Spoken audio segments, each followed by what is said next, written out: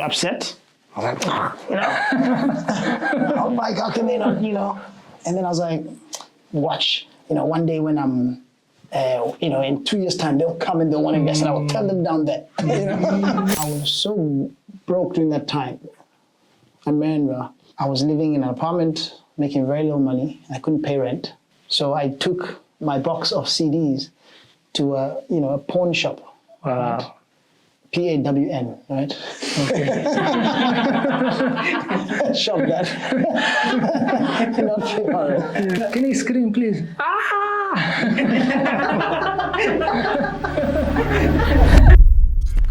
So thank you so much, Fred, for accepting the invite, for being here. We are now in Casablanca, so this is a great opportunity to meet you. I owe you so much. You changed my life a lot. I was in a moment where in the ground, and there was an opportunity that threw at me. Like, hey, this one for free, you can become software engineer. Come on, what are you waiting? And they were just like, okay, let me try. And they keep trying, and opportunities keep jumping to me. So I am so grateful for changing my life. And I want to know how you did it. Just sitting with you right now here, everyone in the room can feel a positive energy coming from you. How do you do this? How do you keep the energy? And starting from your childhood, how you grow, how did you find this purpose? How did you find this goal? Well, Mounssif, firstly, thanks for having me on your show, on your podcast. Excited to be back in Morocco. Yeah. How did so your question is, how did I eventually find my purpose? Yeah. Right? I actually didn't have any idea of what my purpose was growing up. Growing up, I had, I wasn't wealthy by any means, but I was fortunate to have a roof over my head, and my parents and a supportive and a loving family, right? And but one thing about my parents and a lot of maybe traditional African parents of their generation, the only role models that they showed me were doctors, lawyers, or engineers. Anyone else was not in the map, right? Yeah. And if anyone came to the house and they were an entrepreneur, I got the sense that this person's kind of shady. Oh. You don't want to be like that person. The only reason they're an entrepreneur is because they couldn't get a job, right? They failed their school. So I, was therefore expecting to be a doctor or a lawyer, an engineer or something, a professional, right? And, one thing led to another. Many accidents occurred.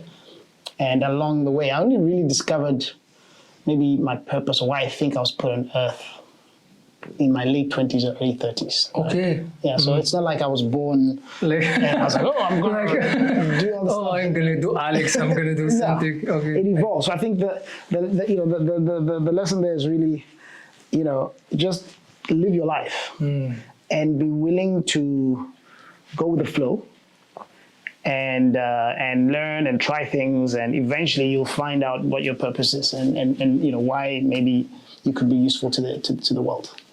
Okay, so I can be lost and it's fine. It's absolutely fine. Absolutely and fine. Just going and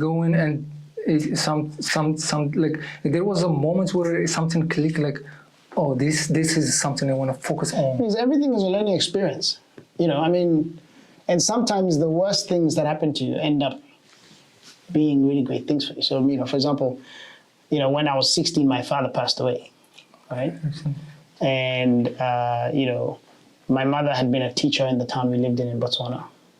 And parents came to her and they said, we want you to start a school for us. Okay. Right? And she said, I can't quit my job. She was a teacher. And start a school. I've got 4 kids to look after. I have to pay for them to go to university, and so she was not even in the state of mind to consider that request. But the parents kept putting pressure on her, and so eventually she said, okay, she'll start a small study group. In a small church. The room was maybe twice the size of this, right? And because she had a full-time job, she said, okay, I'm going to make my son run the school. So, through that moment of adversity, my father passing away and my mother not being able to, because she was now the sole breadwinner, she had to therefore, give me that responsibility. And, through that really accident is what led to this journey. Or the fact that I developed a Pan-African perspective. It came out of adversity. There was a military coup in Ghana when I was 4 years old, right? And so my parents had to leave to go to Gambia. And then we got there was another coup. And then we stayed there for a few years, and then we left to go to Botswana.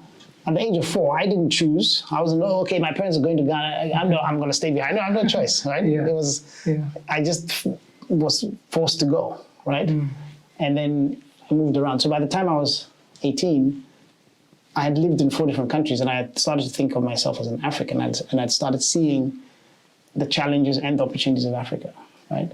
So again, you just have to live your life and don't worry about knowing exactly where you're going, what you're doing.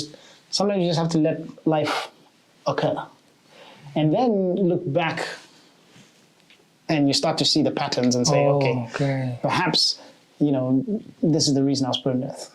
You connect it after the journey. After the journey. Okay. So it's not something like you see before you join. No. I see. You just and I think that everything is a learning experience, right? The good things and the bad things, but everything is a learning experience. So you have to let the bad things happen, right? You have to go through adversity, right? And pain and suffering and all of those moments.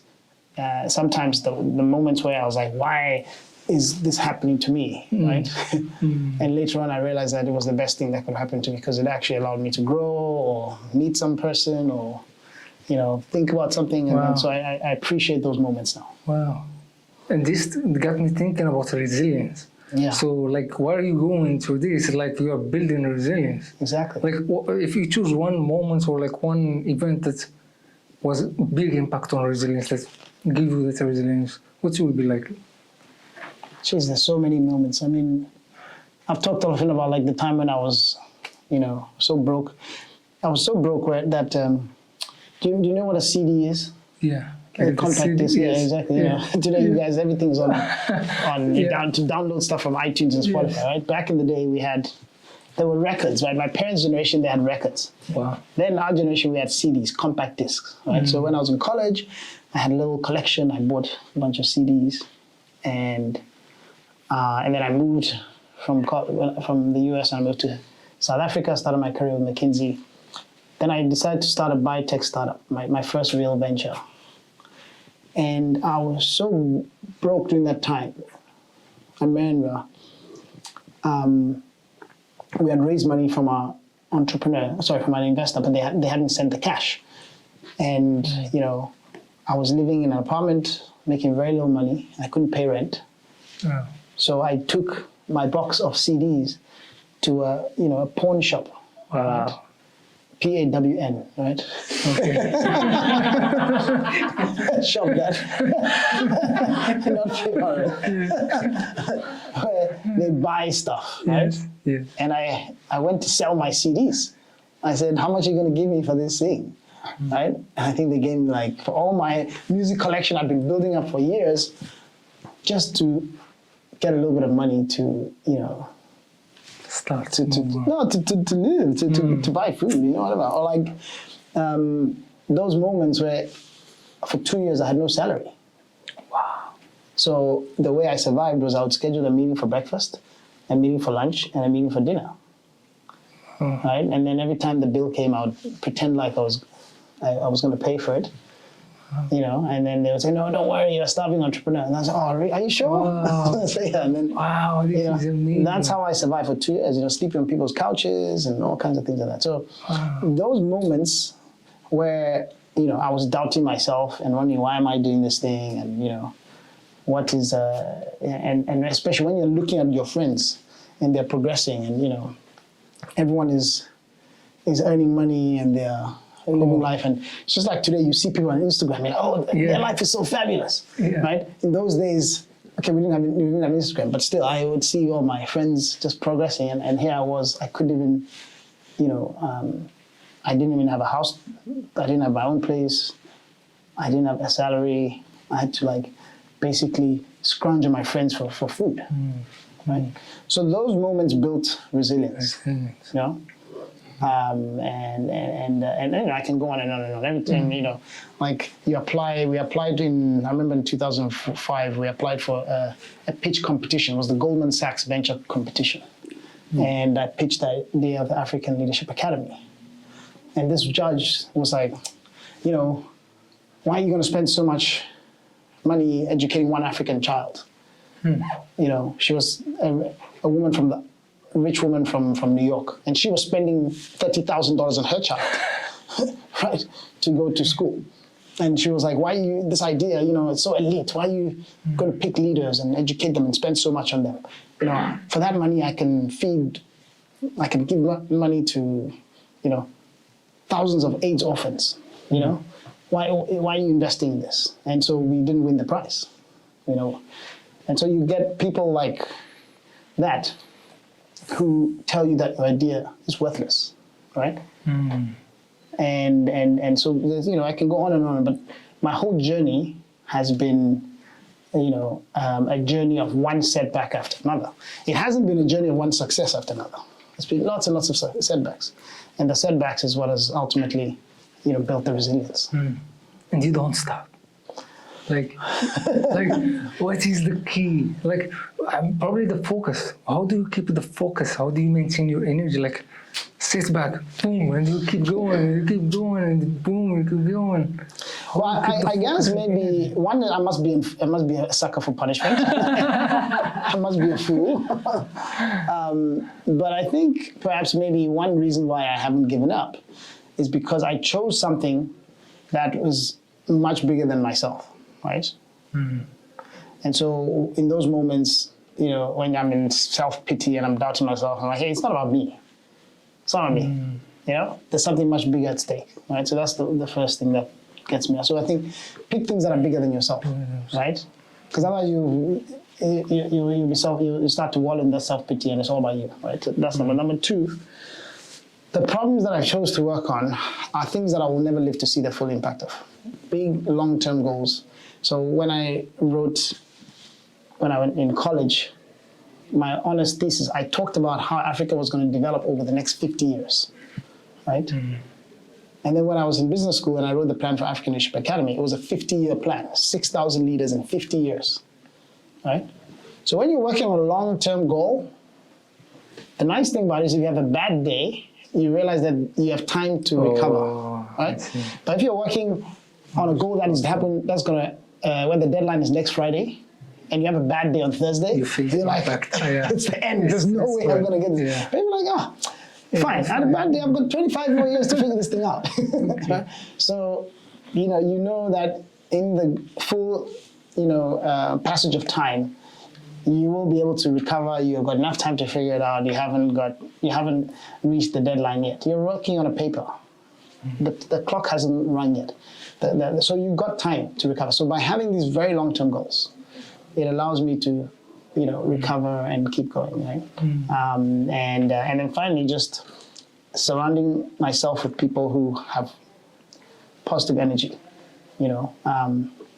I've found that it's always very important. If you're around me and you have negative energy and you don't see possibilities and you just tell me all the things that are going to go wrong, then I move away from you. And I've surrounded myself with people who have positive energy and who, on a bad day, you can go and cry on their shoulder, right? You can tell them all the bad stuff, and they will pick you up and then believe in you, right? And so I've had these people through my life who, for some reason or other, have taken an interest in me and encouraged me and said the right thing to me at the right time, introduced me to the right person at the right time, that have allowed me to proceed. This point that you mentioned, the people around you, the positive, something that I noticed not a lot of people care about. They let anyone get to their circle. And me too, at some point, I didn't know that a lot of things that's slowing me down is that person that was in my life saying that something bad gonna happen or worrying. Like keeping this circle, like how important was to your success, like keeping these positive circles around you. Absolutely crucial. I mean, if I've been successful to the extent I've had any success in my life is because of the people around me, right? You can't succeed alone.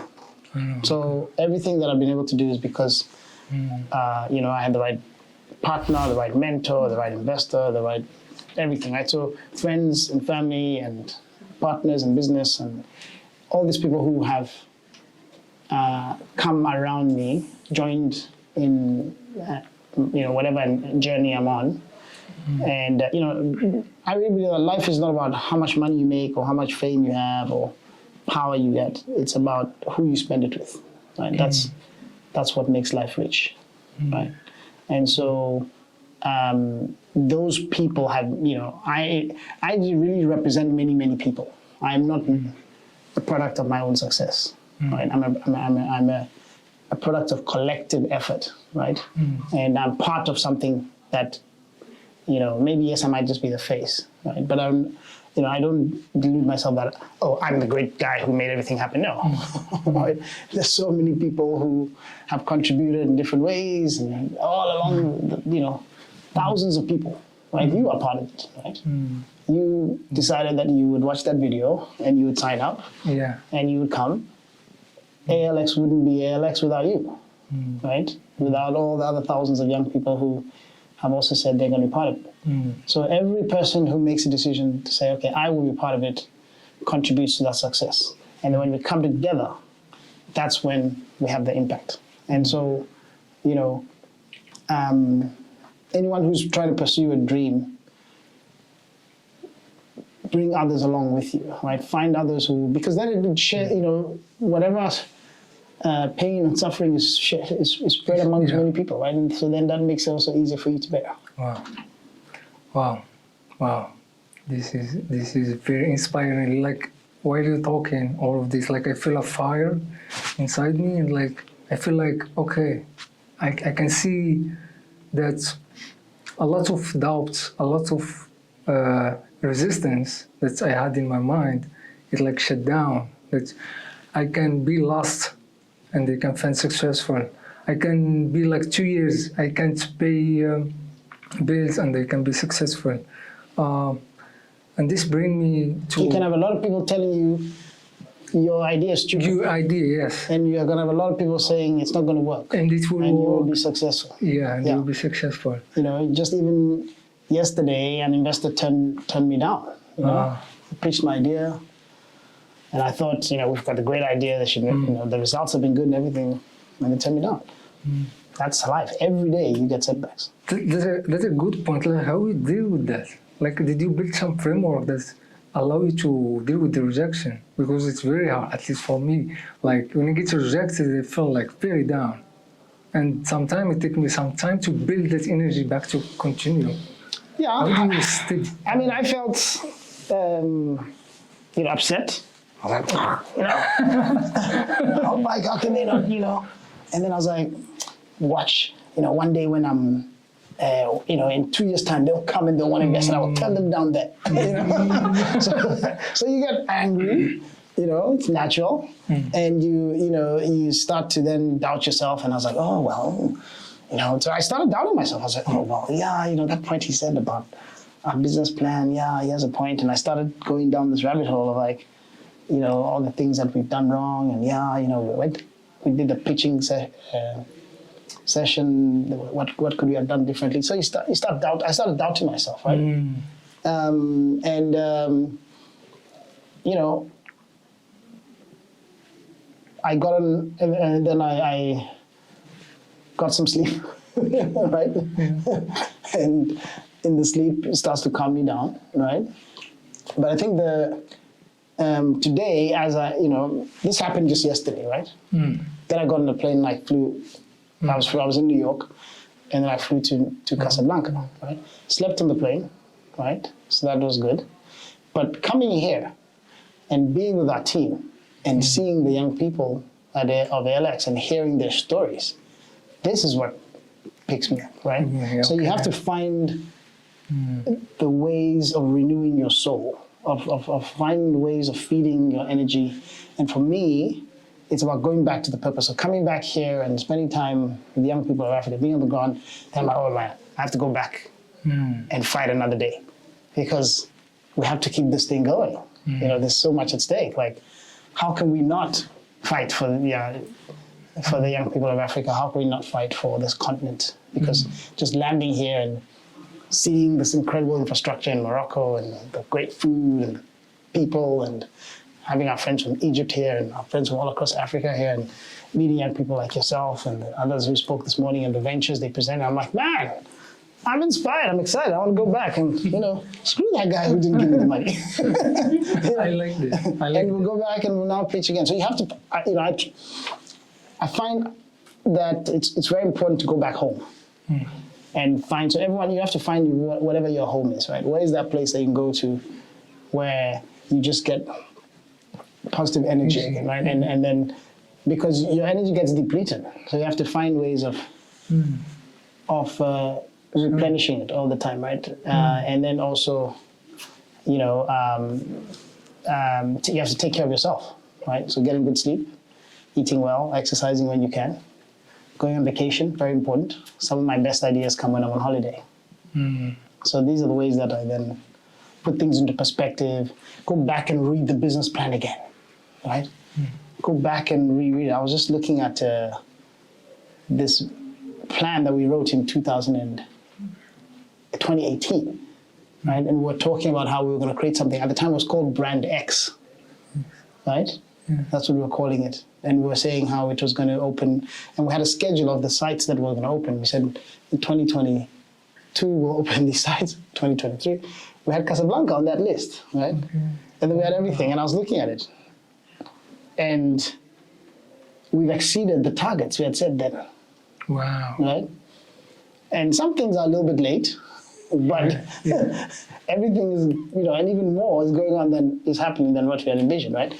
So when you look at that, and you just look at, because people often, when you're going for a goal, you're always, you know, measuring yourself against that goal. Have I reached, have I reached, have I reached? But it's as important to look at how far you've come, right? So every now and then when you're feeling down and you're like, oh, this isn't working, just taking a step back and just looking back and saying, wow, how far have we come? And just looking at the presentations this morning and, you know, going from 300 entrepreneurs in 2023 to 5,000 in 2024 just in Morocco. You're like, wow, you know, and so looking back is a very important, is as important as looking forward, right? Because those backward moments where you kind of reconnect to the purpose, reconnect with the plan, reconnect to the vision, you know, and realize just what the dream is again. You have to dream. And so going back to those childhood dreams or the dreams you wrote when you made that plan in the worst time is what will give you the energy to live another day. So Fred, in this chapter, we're gonna talk about spirituality. What Fred does believe. Does he believe he's just a body? Does he believe he's a spirit living through his body, he's a soul in this universe? Just get us close to that side of you. Do you believe in God? Do you believe in God? Without touching anything deeply to keep you comfortable, but give us some, how do you charge the spiritual energy in your soul? And how do you see like the spirituality? Yeah, I mean, so I'm a man of faith. I have a lot of faith, right? There's no way you can be an entrepreneur or pursue a dream without faith, because faith is believing in something without having evidence, right? Yeah. And so I have a lot of faith that, you know, Africa will be great, that ALX is going to work, that ALU is going to work, that ALA is going to work, whatever venture I'm doing is going to work. I have a lot of faith that we'll find the money we need. I have a lot of faith that we'll find the talent we need, or you'll find whatever, you'll get the government support you need. You have to have faith when you're making plans, right? So I have a lot of faith. right? And that faith, over time, I found, you know, it just brings things to me sometimes, right? And so in those moments, I'm like, yeah, there has to be a God.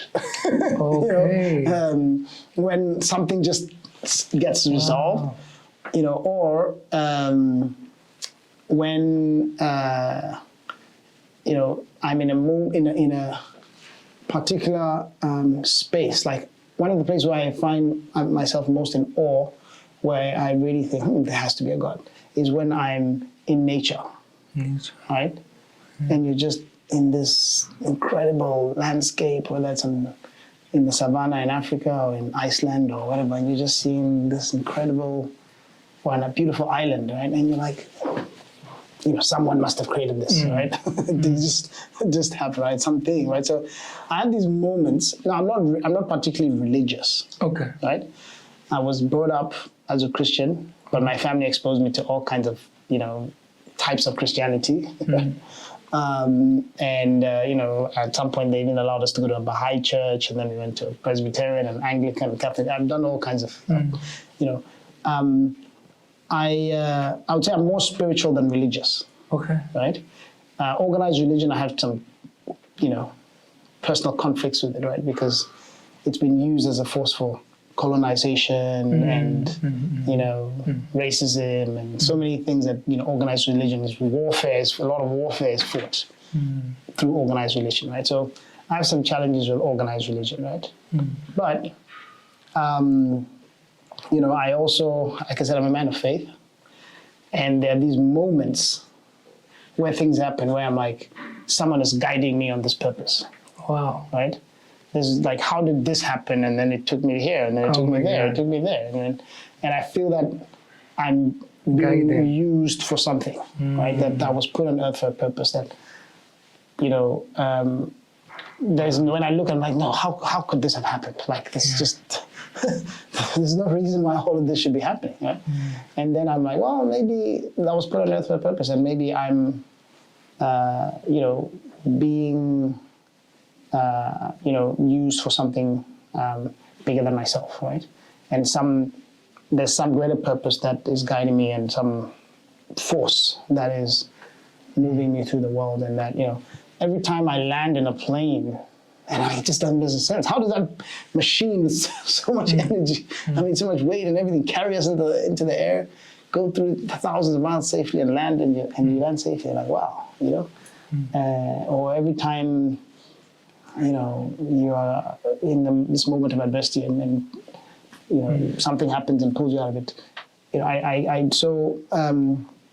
I'm grateful for those moments, and realize that every day that I live is a gift, and every opportunity that I get, I don't deserve it, right? So no one owes me anything, and that some, you know, positive forces is definitely accompanying me, and where that comes from, I don't know, right? And you know, and so I'm on a spiritual journey. I'm constantly, but I definitely, and I, you know, and I believe that I have a soul, right, and I have a spirit, and I hope that, you know, at some point where Fred is no longer alive, my spirit will live on in other ways. Wow, it's so beautiful. It's so beautiful. I connect with your spiritual vision, and I connect because I also see it that way. I'm also a more spiritual person, and I'm not sure if you have the same idea. As we are in this world as a soul, there is forces that helping us. There's forces that trying to slow us down. Exactly. And we are in constant battle.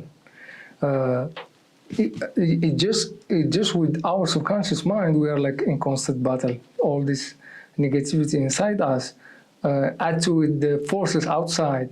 How do you keep yourself protected? Do you have some routine framework that you like, okay, I need to prepare, like my energy is getting down. How to protect yourself? How do you do that? I think it's one of the things that I do is I try to be aware, self-aware. Okay. So, listening to your gut, right? There's a sixth sense that you have that sometimes I get where this doesn't quite feel right, and I try to listen to that, listen to my energies and the energies that I feel with other people and so forth, right? And then try and, and then, like I said, also just recognizing that I'm imperfect, right?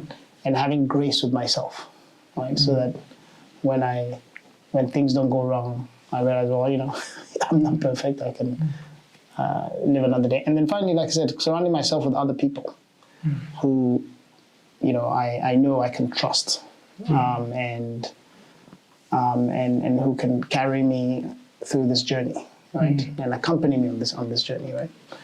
But every now and then I get it wrong, right? I'll trust someone who will betray my trust. I will have hopes and dreams of something happening and it won't happen. And realizing as well that, the ability to enjoy those sweet moments of life, it's only possible if you have those down moments, right?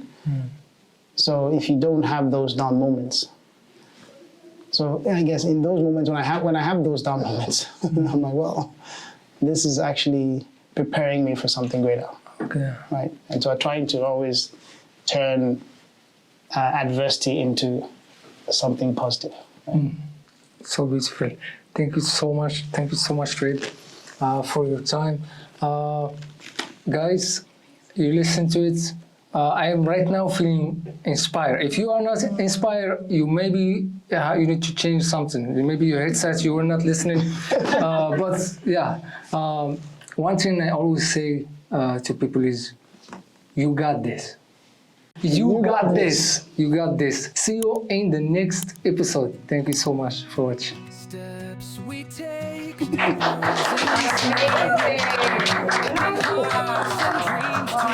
hug you, please? Can I hug you? Oh my God, man. Rising strong with spirits bright. Welcome to the journey.